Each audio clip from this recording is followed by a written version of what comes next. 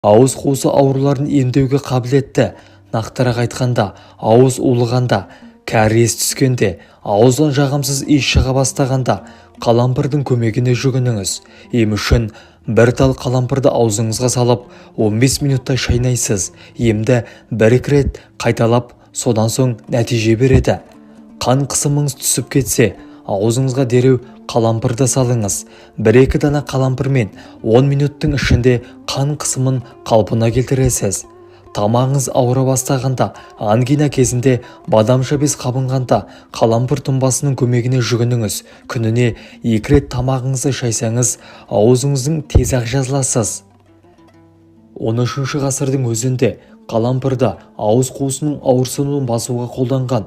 Оған себепші оның құрамындағы эвганол заты. Сондықтан күнделікті тіс тазартуға құрамындағы эвганол заты бар немесе қалампыр сығын